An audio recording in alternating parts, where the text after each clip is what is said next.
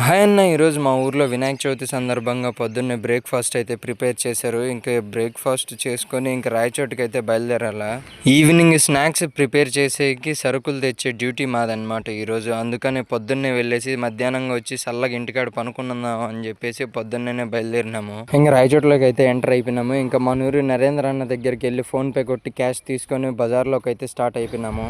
ఇంకా సరుకులు అంగిట్లో దొరకాల్సిన సరుకులన్నీ దొరికినాయి, కానీ ఇంకా మార్కెట్లో మెయిన్ మిరపకాయ బజ్జీలు తీసుకోవడానికి అయితే వెళ్తా ఉన్నాము. ఈ రోజు మా దురదృష్టం ఏందో తెలియదు, కానీ మార్కెట్ లో అయితే బజ్జీ మిరపకాయలు మాకు దొరకలేదు. ఇంకా టౌన్ లో మొత్తం తిరుగుతా ఉన్నాము. ఒకటి కాదు, రెండు కాదు, జగదాంబ సెంటర్ మొత్తం తిరిగినాము. ఇంకా రైతు బజారు అన్ని తిరిగినా కూడా మాకు ఈ రోజు మన రాయచోటికి బజ్జీ మిరపకాయల కరువు వచ్చిందనమాట. రీజన్ ఏంటంటే మేము ఈ రోజు బజ్జీలు చేసుకొని తినాలని అనుకోవడమే. ఇంకా జగదాంబ సెంటర్ లో చిన్న చిన్న షాపుల్లో కాల్ కిలో అలా తీసుకుంటా పోయి మొత్తానికి 4 కిలోలు తీసుకుని ఇంటికి అయితే బయలుదేరుతా ఉన్నాము. ముందే వచ్చేద్దామని పొద్దున్నే బయలుదేరినాము. టైం ఏమో 3 అవుతా ఉంది. ఇలాంటప్పుడే ఒక సాంగ్ గుర్తుకొస్తుంది.